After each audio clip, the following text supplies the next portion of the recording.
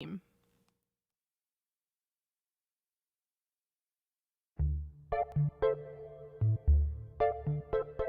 morning, I'm Ann Schindler, and on today's First Coast Connect, we discuss the legacy of U.S. Senator and Florida Governor Bob Graham with one of the people who knew him best. Local government expert Chris Hand explains just how much state politics have changed since that time. Then, a dance troupe begins building a performance around the story of American Beach, a historic black resort created in the Jim Crow South. Plus, an interview with indie singer-songwriter Kurt Vile ahead of his Thursday night performance at Intuition Aleworks. Finally, Finding a Happy Medium, a bookstore of the same name, opens its doors to poets, musicians, and book clubs of every stripe. You can join our conversation on air by calling 904-549-2937. You can also email us at firstcoastconnect@wjct.org or reach out via Facebook, Instagram, or X. It's all ahead this hour after the day's news. NPR News in Washington, I'm Corva Coleman. Israeli officials are saying little about the Biden administration's decision to withhold a large shipment of bombs over concerns they could be used during an Israeli military offensive in Rafah. NPR's Jackie Northam reports this latest development comes amid ongoing ceasefire negotiations. Mediators from Hamas and Israel are talking again today in Cairo. The breach between the two sides is enormous, mostly about the length of a ceasefire. Hamas wants a permanent one. Israel wants a truce just long enough to release hostages. CIA Director William Burns is here in Israel to meet with Prime Minister Benjamin Netanyahu. He's under pressure from right-wing members of his government to oppose any deal with Hamas.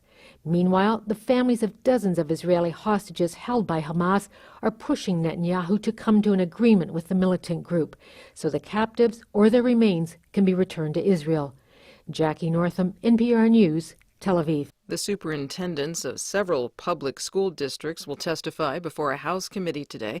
Lawmakers are examining how grade schools are handling instances of anti-Semitism. One of the witnesses will be the head of Berkeley, California's school system. Marisa Lagos of member station KQED reports from San Francisco. Today's hearing comes after two recent congressional hearings featuring college presidents who faced aggressive questions from GOP lawmakers. December's hearing led to the resignation of the leaders of Harvard University and the University of Pennsylvania. Berkeley Unified Superintendent Anikia Ford-Morthel will likely face questions over how the Israeli-Palestinian conflict is taught and allegations that administrators ignored harassment of Jewish students. Attorney Dan Small prepares witnesses for congressional testimony and says these sorts of hearings are all about politics. They're not looking for enlightenment. They're looking for sound bites. And that's really the challenge. The committee will hold another hearing later this month with more university leaders. For NPR News, I'm Marisa Lagos in San Francisco. President Biden campaigns in Wisconsin today. He'll announce the creation of a new artificial intelligence data center to be located in Racine. The National Weather Service says dozens of tornadoes were reported across the nation's midsection yesterday. That includes in parts of Michigan, where a series of tornadoes was spotted. From member station WDET, Quinn Kleinfelter says Michigan's governor has now declared a state of emergency in 4 counties. As many as 4 tornadoes reportedly struck southwest Michigan. One touched down in the city of Portage in Kalamazoo County, severely damaging a mobile home park and trapping about 50 people in a FedEx facility because of downed power lines.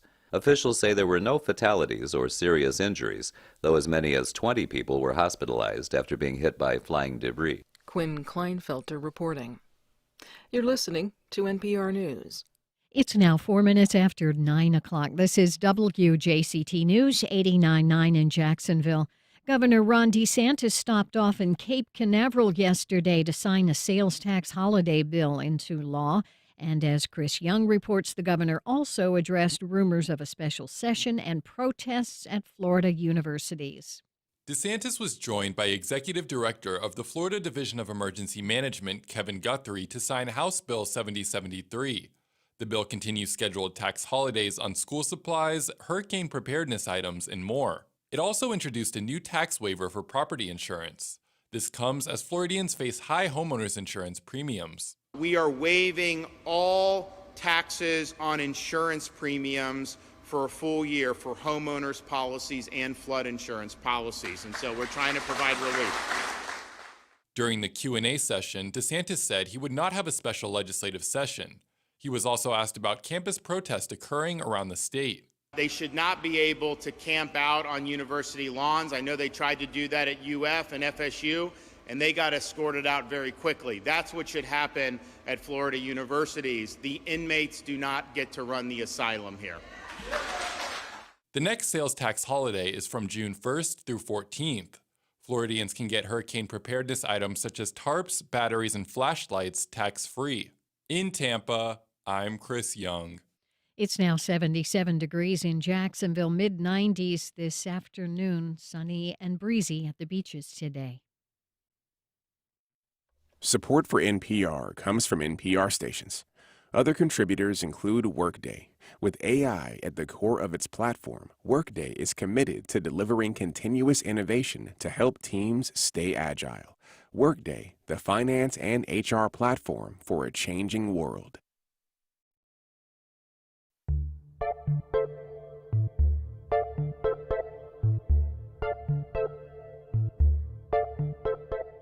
Support for First Coast Connect is provided in part by Baptist Health and North Florida TPO. Good morning. I'm Ann Schindler, and this is First Coast Connect. Today, we examine the latest in state and local politics and remember former Governor and U.S. Senator Bob Graham. Later in the program, a dance performance inspired by the story of Amelia Island's historic black resort, American Beach. But first, the death of a centrist and beloved statesman casts into stark relief the politics of the day. What lessons can we still learn from former Governor Bob Graham? To discuss that, we're joined by his former co-author, speechwriter, and press secretary, Jacksonville attorney Chris Hand. Welcome, Chris. Good morning, Ann. So, Chris, first of all, our condolences. I know that you worked with Bob Graham for a long time. How did you meet him, and what was he like? Well, I feel like I met him in the way that many Floridians did, which is I sort of grew up under the leadership of Bob Graham. When I was, he was elected governor when I was 5 or 6 years old, and sort of spent most of my upbringing with Bob Graham as either the governor or the U.S. Senator from Florida. I think when I was in 8th grade is when he was elected to the Senate. And as someone who was interested in government and politics from an early age, he was the elected official that I most looked up to and that I most admired. So, when I was in college and decided that what I wanted to do after college was spend some time working on Capitol Hill, there was no question about where I wanted to be, and that was working for U.S. Senator Bob Graham. So after a brief stint working for another senator, I, after somewhat persistently stopping by his office all the time to see if there were vacancies, was, fortunate enough to have one of the luckiest breaks of my life, and that was the opportunity to join his staff. So I met him personally for the first time in February of 1996, but felt like I had known him for a long time before that because of his ability to relate to Floridians and establish relationships with Floridians, in his roles as governor and senator. And that's a feeling and emotion he left a lot of people with. As you said, you've been attending a lot of events around, commemorating him, including his lying in state in Tallahassee. A lot of people felt like they had a personal connection. Well, and that was very much because of how he approached his role as a public servant. There was very little, in terms of his job that he loved more than connecting with Floridians, learning from Floridians, working with them in their jobs. As you know, he did 408 work days alongside Floridians at different jobs in the state throughout his career. And that was really at the core of who he was as a public official, staying connected to the constituents he represented, taking their ideas and trying to implement them in either Tallahassee or Washington, and just sort of truly becoming friends with them. And I cannot count the number of times that Senator Graham and I would be in a restaurant or some other public place and someone would recognize him, come up, tell their story, and he would sit and listen and ask questions, ultimately take down their contact information, and they would invariably get a letter or some other kind of communication from him. He always valued those learning opportunities and those opportunities to build personal relationships and friendships with Floridians. It's not easy to do in a state that is now 20 million people, but Bob Graham was very committed to those sorts of working and personal relationships. His death was covered by pretty much every national outlet, of course. One obituary I read, I think it was the Washington Post, he was described as, quote, a consensus-building governor who became one of the most popular politicians in the state's history. And I think that phrase alone is an indicator of just kind of how far we've come, because really, viewing our politicians today as statesmen is something that it's rare. Graham had an 83% approval rating when he left office. Well, and I think that reflects a lot of aspects of kind of, again, how he approached his job as governing.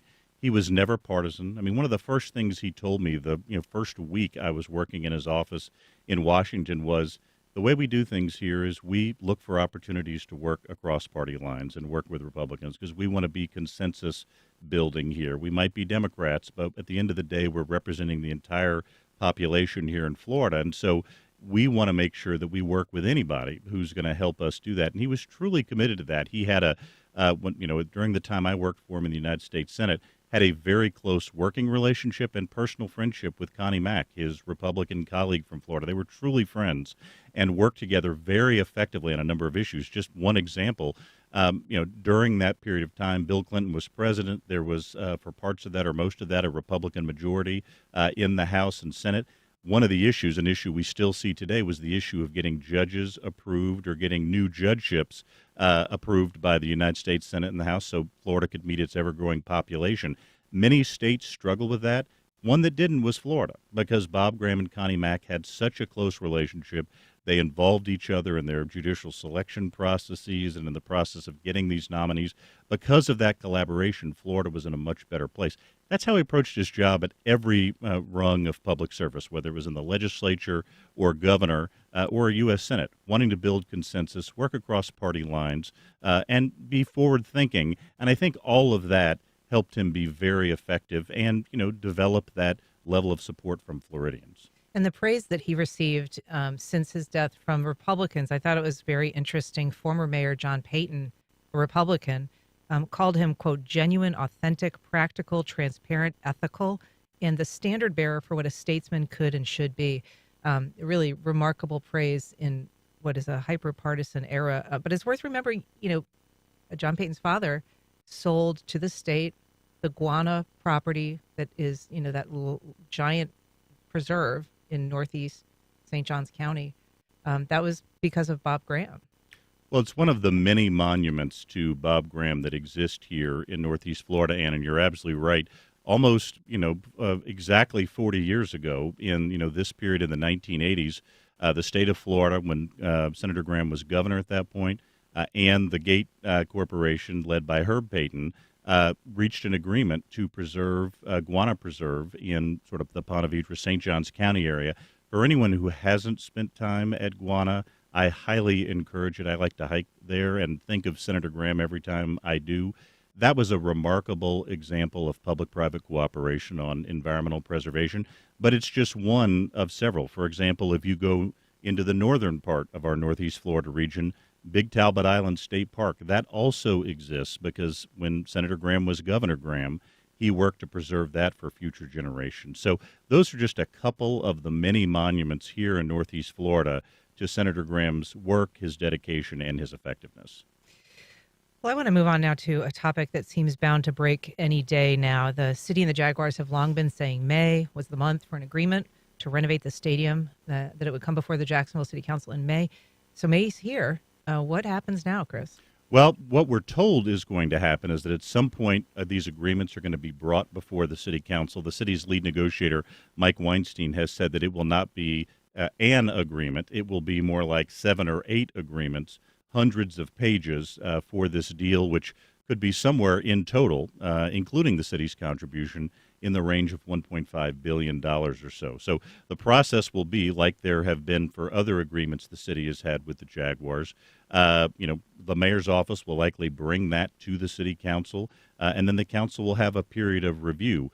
We've also heard from Council President Ron Salem that there will be some opportunity for public input into that process as well. But I anticipate this takes at least 60 days for this to go through the city council, and we'll see what the final result is there. Now, you've been through a negotiation process when you were chief of staff in the city with the Jaguars, negotiating, different kinds of deals, including scoreboards and the pool. And why does it make sense to you that it would be 7 agreements? Why might there be so many different agreements?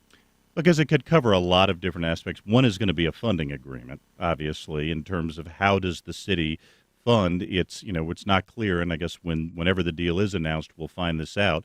The city's share is probably going to be somewhere between $750 million and $1 billion. So one agreement is probably a funding agreement.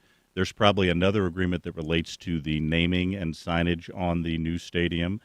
Probably another one still that could be the lease. Obviously, a crucial part of this deal is will the Jaguars lease be extended by the life of the funding of the new stadium another 30, 35 years. So there are a lot of different moving parts to this. But at the end of the day, I think taxpayers are primarily interested in a variety of questions, one being what's the cost going to be, and what are the benefits of that investment, and what are the potential opportunity costs, the trade-offs of those investments? How might this affect the city's ability to fund other operational and capital priorities going forward? The big question. If you're just joining us, we're catching up on what's happening in state and local politics as we do each month with Jacksonville attorney and local government expert Chris Hand. You can join our conversation live on air by calling 904-549-2937. You can also email us at firstcoastconnect@wjct.org, or you can reach out on social media. So as you noted, City Council President Ron Salem said there might be 2 weeks of meetings, public meetings on this issue. Is that enough time for the public to weigh in on $1 billion plus possibly city investment? And would their comments in such a brief period actually make any difference? It feels like a very succinct period of time for, public comment on a deal that could have taxpayer impacts of between $750 and $1 billion. This is one of the most significant infrastructure investments the city of Jacksonville will have ever made. Remember, we're talking about potentially $1 billion with a B. That is inevitably going to have operational and capital budget impacts over time that could impact other initiatives and priorities the city funds. So 2 weeks of meetings feels like that might be, like I said, a little overly succinct when, given the scale of this investment, this is probably an opportunity to maybe have as many as 14 meetings, one in each council district, where the city says, look, here's exactly what the deal's going to be. Here's what we see as the benefits of it. Here are what some of the trade-offs might be, having a very candid conversation with citizens about this is what the kind of impact's going to be over time, and giving citizens an opportunity to weigh in. I think that's always a good idea, not only because citizens are at the top of the organizational chart at the city of Jacksonville, but they are much more likely to buy in or ultimately invest in this deal if they've had an opportunity to hear about it and provide feedback to it. I heard you mention that earlier when we were talking before the program about the citizens being at the top of the organizational chart. And I'm not sure people understand that. I'm not sure I understand that. Well, at the end of the day, we are in a democratic small d government here where, the consolidation was founded on citizen votes. It was created by the citizenry of Jacksonville. So at the end of the day, who is supposed to be at the top of the organizational chart is the nearly 1 million people living in the consolidated city of Jacksonville. Below them is all the elected officials. I think about this a lot. Senator Graham always talked about how the most important role in democracy was that of citizen. He and I actually wrote a couple of books on that subject about the importance of citizen engagement. So at the top of any governmental organizational chart is the citizens who live in a particular community and elect the officials to govern. We are expecting that a $1 billion possible jail is also in the pipeline. It is, and I know, we don't know the funding source for whatever this proposal will be when it hits the public eye, but does the city even have anywhere near enough resources to finance two essential, kind of $1 billion projects simultaneously, given all of the other needs, all of the other infrastructure demands that the city has? That's an excellent question that the city is going to need to answer over the course of this process, because obviously the Jaguars agreement, whatever that ultimately looks like, is going to have to be weighed against some of those other priorities. You mentioned the idea of building a new Duval County jail. Another one that's crucially important is the long-delayed, unfulfilled promises of consolidation, which means that in many neighborhoods across the community, there's very few neighborhoods in the consolidated city of Jacksonville that aren't touched by this in some way.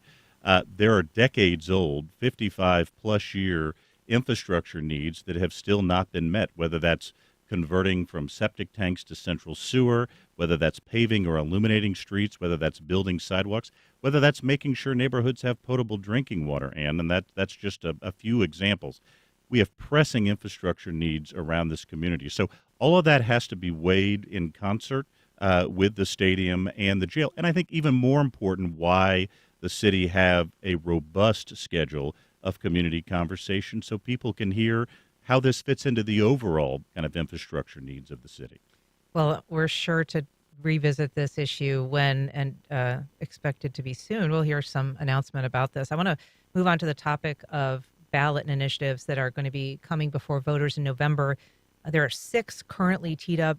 There may be more, and we can talk about that in a minute. But some of these are put on the ballot by voters, and some are put on by lawmakers. Is there any traditionally or fundamentally any kind of difference about the kinds of amendments that each of those groups tends to put on the ballot?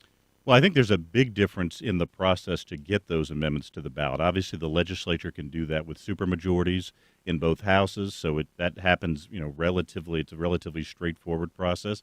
The process of getting a citizen initiative on the ballot is much more difficult because it obviously involves collecting a certain number of petition signatures, which is a very expensive process. And in recent years, there have been some changes in the way those are regulated that I think have made it even more challenging for some of those groups who want to put issues on the ballot. Has to go through a Supreme Court review to make sure that they believe the ballot initiative meets what's called the single subject rule and doesn't violate other constitutional norms. So it's a very onerous process. And by the way, when you get to the end of that and you actually do get your proposed constitutional amendment on the ballot, it's not just a simple majority to pass it. It's 60% plus 1 of that. So the two methods, one is much more straightforward. The other one is more complicated. But at the end of the day, they all present initiatives or amendments for voters to consider. And as you say, we, as of right now, we have 6 on the November ballot. And one of the big ones is the abortion amendment 4. It would enshrine the right to abortion in the state's constitution up to the point of viability at 24 weeks. That's going to be driving a lot of the discussion around Florida politics for the next several months. Well, with everything on the ballot, the presidential contest, a U.S. Senate contest, I think it's increasingly seems likely that the most intensely contested issue on the ballot is going to be the reproductive choice or the abortion amendment. Obviously, on May 1st, just in the last week, Florida law changed, and so abortion is now banned after 6 weeks of pregnancy, except for a few exceptions. The amendment would shift this back to what was largely in place before the Supreme Court passed the Dodd's decision. It would establish a timing standard of viability, that abortions prior to viability were legal, and then after legal, necessary to protect the health of the patient involved as well. So that's going to be on the ballot. There's going to be intense activity around that. I think there's a perception that, Republican candidates have a bit of an advantage in some of the, like I said, the presidential contest and the U.S. Senate contest. But I think it's this particular amendment that's going to attract tons of attention, resources, people coming to the state to campaign will be for that reproductive choice amendment. And so there is discussion of a possible special session Memorial Day weekend around that time for the legislature to go back and reconvene. One of the reasons that they're thinking about or talking about is kind of immigration based, to pass a law similar to what Texas has, allowing local officials to arrest people who are in the country illegally. But behind that, there's this other discussion that's happening about a possible additional abortion amendment that could be introduced by lawmakers. What can you tell us about what that might look like and why that might be being discussed? The speculation has been the legislature could come back into special session, which can happen in one of two ways. Either the governor can order, actually one of several ways, but the two most used for the most part, the governor can call them back into special session, and the two presiding officers, the Senate president and the House speaker, can jointly agree to call them back into session. There's been some speculation that they would bring them back to put another abortion amendment on the ballot, one that might say, rather than establish it a viability, have a certain number of weeks, or there are folks who are concerned that that might be designed to sort of cloud the issue before voters. In the last 24 hours, the chances of a special session seem to have diminished. The governor was asked yesterday whether he plans to bring back a special session. He essentially said no. He's like, look, I think he'd like to see the legislature do more on immigration, but said, right now we're sort of focused on the budget. So that seemed to diminish some of the likelihood of a special session. Apparently, the state Senate president has told reporters when asked that that's not really in her plans as well. So we'll have to see. The talk was that might occur around Memorial Day. But again, in the last 24 hours, it seems like some of the momentum behind that idea has dissipated, and it may not happen. Well, that's interesting. So another amendment that is on that will go before voters is one that was brought by lawmakers. It would change the way that campaigns are financed in the state when it comes to the governor races and the state cabinet candidates. Can you tell us what is motivating this change and what it would do? Sure. So in 1998, voters passed a constitutional amendment that provides for public financing of the governor's race and the other cabinet races. So Attorney General, Chief Financial Officer, Commissioner of Agriculture and Consumer Services, and essentially provides matching funds from the state for candidates for those offices who qualify for the matching program, but subject to a cap on the amount that their campaign can spend. And the idea of that amendment was to try and, as much as possible, diminish the influence of money in the process, try to limit the amount that these candidates were spending. There have been folks for years who've been opposed to any public financing of campaigns who have attempted to reverse this provision. It was an attempt in 2010 that was not successful. So again, part of this, part of the motivation behind this amendment is a desire to just get the state out of the business altogether of funding these kind of matching funds. There are others who have said, no, this is probably actually controlled some of the money that's in elections. We'll have to see in November whether 60% plus one of voters agree with this amendment. The idea of observing the cap was sort of, as I recall, first thrown out under Governor Rick Scott, who had sort of so much money that he was able to bankroll his own campaign and wasn't willing, didn't need the match and also didn't want to be constrained by that cap that the match requires. Yeah, the cap is not on, for First Amendment and other reasons, anyone's self-funding of their campaign. It also does not affect some of the outside committees, whether they're PCs or others, that now where a lot of campaign spending occurs. So, again, this was an effort back in 1998 to change that. We're now at this point, almost 26 years after that, and so we'll have to see whether voters take a different position than they did when this was on the ballot then. I just want to read an email that we got from Javon. It says the city and residents would want a greater return on investment from spending $1 billion on its own facilities, parks, and riverfront. One day, I'm a day one Jaguars fan, but let the Billionaires Boys Club pay for their own toys. Not an uncommon sentiment, I would say, in the city of Jacksonville. We know that polling has kind of upheld that. Another issue that is going to be before voters has to do with fishing and hunting. And this one is interesting. It would enshrine a right to fish and hunt in the Constitution. It is put on the ballot by lawmakers, but backed by a lot of outdoors groups.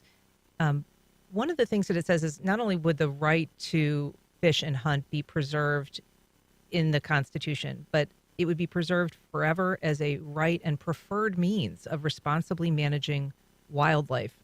Is the preferred means language problematic at all? I think that has been controversial among some preservation groups. And just to be very clear, the right to hunt and fish is already enshrined in Florida law. It's from a statutory standpoint. This would take it to a higher level of enshrinement and put it in the state constitution. But I think to the extent, and I don't anticipate widespread opposition to this amendment as we sit here today, but I think to the extent that there's been any concern, it has touched on that language. And some preservation groups have wondered, is that going to, preservation lands out there, is that going to impact kind of other environmental or preservation goals on that land? So we'll see if that blossoms into full-scale opposition to this amendment. It has not occurred just yet, but we still have a number of months before the November elections.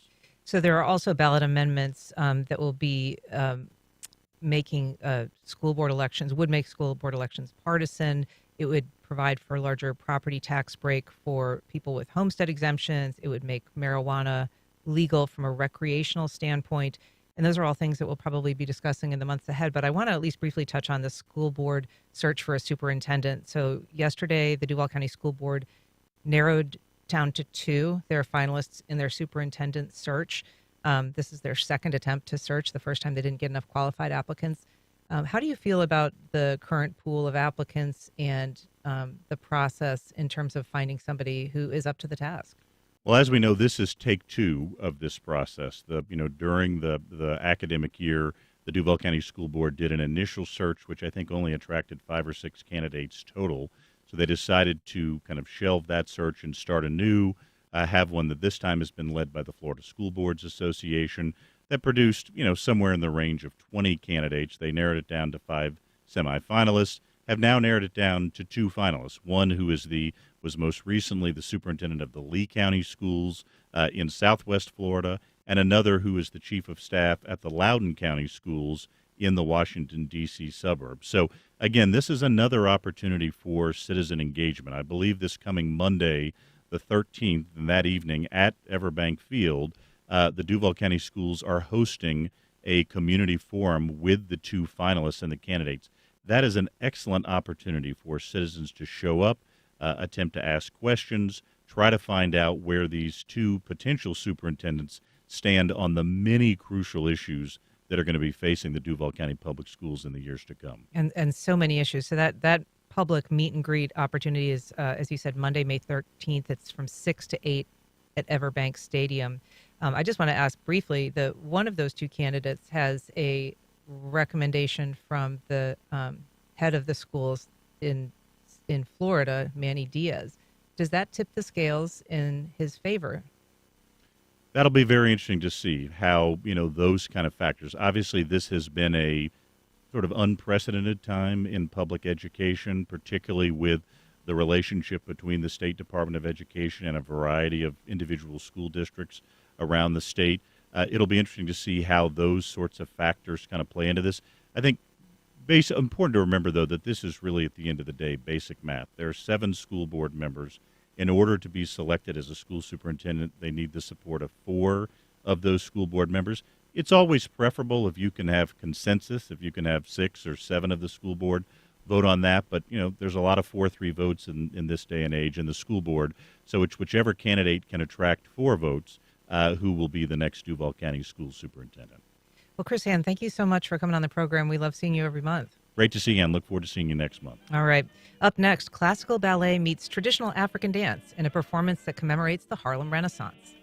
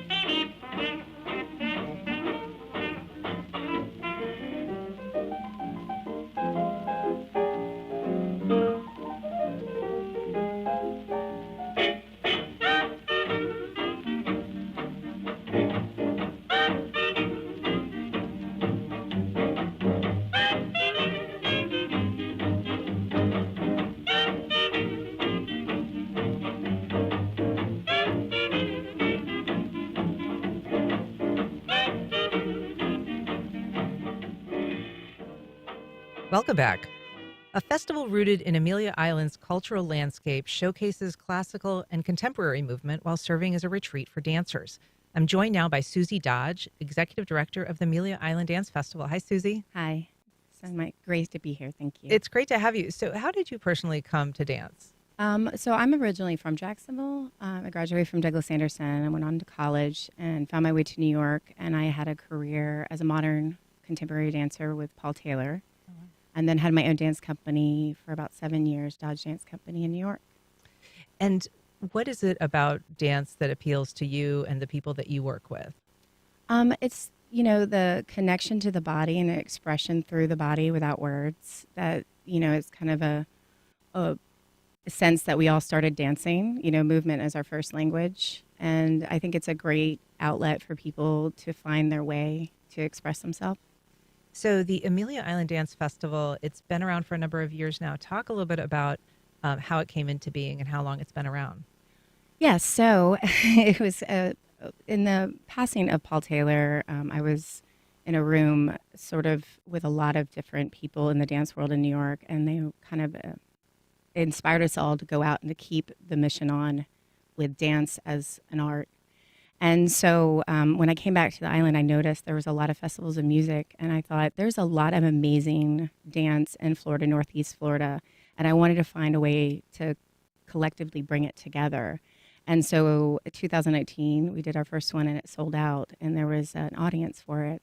And this is our 6th season, and we just keep growing every year. We're bringing artists from Miami and New York and LA, as well as highlighting our local Northeast Florida dance companies. I think some people are sometimes surprised how many cultural opportunities there are in Amelia Island. It's pretty amazing. There's music and lots of different types of music, book festivals, there's jazz festival, there's, and that's why I thought the dance festival would be just a great experience on the island. So what is special about the festival and the people who participate? You know, as we started to grow and bringing artists down, we started to notice that these artists loved coming to the island and the connection to the island. And it started to, be this idea of a retreat that artists come and create and connect to the island and the beautiful landscape and the area around. And, it's more than just sitting down and watching dance, that it's that people perform, but they're also going to teach a workshop and sharing and building that community of how together we dance and we share the stage together. And so the dancers are coming, they view this as kind of a retreat, not just a performance. Yes. So they really get excited about coming because they can go to the beach and get inspired by their next work. They can use the landscape and the energy and the culture and the history of the island. There's so much of it. So this weekend, you've got a couple of performances with the Atlanta Dance Connection. Describe their style. They're amazing. They came out of nowhere last year. They submitted a piece, and then they were a fan favorite in the festival. They blend ballet with contemporary modern, with an African dance feel to it. Their athleticism is amazing. Their spirit is wonderful. And, I thought this would be a great special presentation to bring to the island. And we have a lot of great activities connected to that. We have a free workshop and a lecture demonstration that we're going to do on Saturday. And while they're here, they're going to be brainstorming about a project that would focus on American Beach, which is a historic Black beach that was created during segregation. Yeah, so the idea of the festival of connecting people on the island with these artists, we are doing that this weekend. The artists are actually going to take a tour on Coast One Tours about the island and about American Beach. And then they're going to meet friends of American Beach and have a luncheon and making those connections to see what could be inspired about creating an original piece. So where can people find information about the Amelia Island Festival, the dance festival? So it's ameliaislanddancefestival.org. All the information's on our website and social medias of Facebook and Instagram. And you can get tickets and learn about the workshop, and you can email us as well. And the performances are May 10th and 11th at the Amelia Island Community Center. Community Center, yes. All right. Susie Dodge, thanks so much for being here. Thank you so much. I appreciate it. Up next are of the last 2 decades, all of which is on display on Vile's most popular tune, 2015's Pretty Pimpin'. I woke up this morning, didn't recognize the man in the mirror. Then I laughed and I said, oh, silly me, that's... And you mentioned that was sort of the gateway into the song for you, but have you always been interested in language in that way, and sort of turning a phrase or using a phrase to then build like more lyrics upon? I think really I stumble upon it and I get obsessed and influenced by things from the people I was with. I was excited to work with Kate LeBon and Stella Mozgawa, the drummer I had played with for a long time, but also Chris Cohen, slightly lesser known but very respected songwriter, multi-instrumentalist. He was in the band Deerhoof, but he has his own 3 solo records that are perfect, and another one on the way, and I was really inspired by it. I was like, how's this new music or modern music? I just couldn't believe this modern music existed with this guy who produces himself, and my late bandmate Rob Laxo was there. I was just coming off of playing my favorite festival, Hardly Strictly Bluegrass Festival, in thought, but what I'd like to do is just make it as live as possible, and that studio enabled us to do that. it out.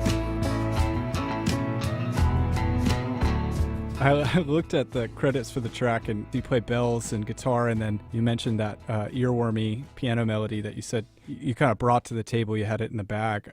Is there a story about how you arrived at that? Yeah, well, the piano line itself, that's what I wrote it on, and that's what I sang and played it live back then.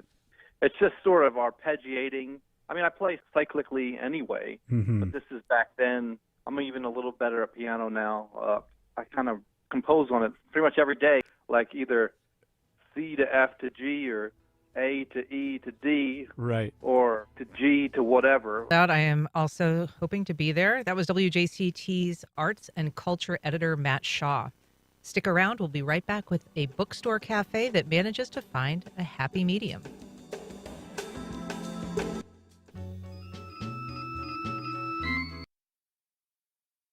Faced with a war in Ukraine and in the Middle East, are our allies spending enough on defense? The UK announced plans to spend billions more, but across Europe, leaders are worried what a possible future Trump presidency means for their security. The head of the UK's armed forces joins us to talk about U.S. leadership and why this year's election in November has left many in NATO feeling nervous. That's next time on 1A. Today, starting at 10 on WJCT News 89.9.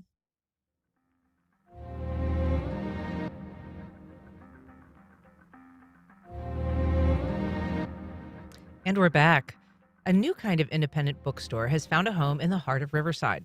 In its brief existence, Happy Medium Books and Cafe has established itself as a hub for artists, musicians, bookworms, and coffee fans. And I'm joined now by the bookstore's owner, Dana Shutters. Hi, Dana. Hi. Thanks for coming. Thank you for having me. So how did you get into the book business? It was a little bit unintentional.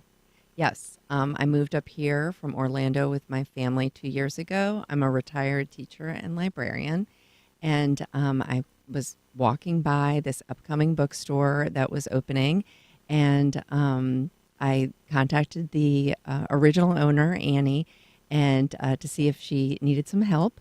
And I started volunteering with her. She had a she opened in July of last year, and then in November she decided she was going to sell and move to Utah, and so I ended up finding my next chapter in my life, and I bought the bookstore. Next chapter. I see what you did there.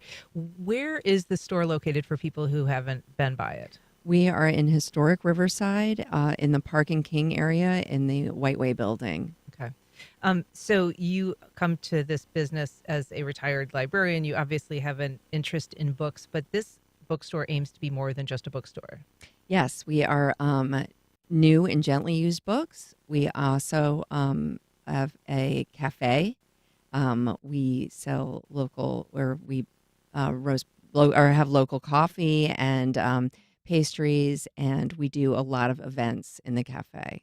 And it's a performance space, but you also host a lot of book clubs, it looks like. That's kind of an interesting niche. Yes, we have several book clubs. Our silent book club is very popular. We also have, consider it like a community center, but we have really been embraced by the community. We have art, local artists. All the Jacksonville Art Guild hangs their artwork. We have local musicians that have come and played. We have Jen Chase is coming next Friday for her event with her memoir, which is being re-released. It's called I Can Smell You From Here, her 17 Letters to Jacksonville, and she's going to be performing there. So we have a lot of performance space and so forth. So it's just a great community place.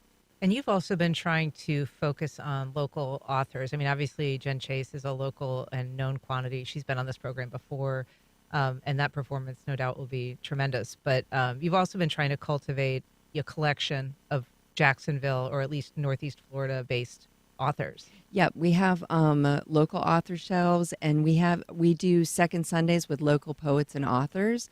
It's hosted by Brooks Deckard and Tim Gilmore. And they and it's coming up this Sunday as well at 2 p.m. But it's really the people in the community like Tim and Brooks and Jen who've come in have seen it be such a special place, and they have wanted to help me bring the community in and do these great things. So I could not do that, do these things alone. So it's really helped. What's the event you were saying that Brooks and Tim host? It's called Second Sundays with poets and authors, and they curate some poets and authors to come in and do readings and every second Sunday. Excellent. And so, what are you reading or recommending these days personally? Oh, I've just finished reading James by Percival Everett, which is excellent. It's definitely going to win awards. Remind us, that's the Tom. It is the Huck Finn with Jim's perspective. So that's one that I highly recommend. That's going to be an award winner this year. Yeah, I've heard a lot of good things about that. So Happy Medium, it's also a cafe. Obviously, you can't really separate those two addictions, coffee and books, anymore. Is that true? Yes. Yeah. Yeah. All right. Well, if people want to find more information or check out the calendar and RSVP for some events, how do they do that? We have an amazing website, and I can say that because I didn't make it. So it's so great. Our event page has a great calendar. So go to our event page, click on those events on the calendar, and it'll take you to exactly how to get tickets or how to RSVP. But Happy Medium Books Cafe. All right. Well, Dana Shutters, thank you so much for being here. We appreciate it. Support for First Coast Connect is provided by Baptist Health and the North Florida TPO. Baptist Health is a proud supporter of First Coast Connect. Baptist Health, committed to building a healthier community for all of us. More info at 202-4YOU or baptistjacks.com. North Florida TPO, proud sponsor of WJCT's First Coast Connect, bringing to the community innovation in transportation planning, commuter services, clean fuels,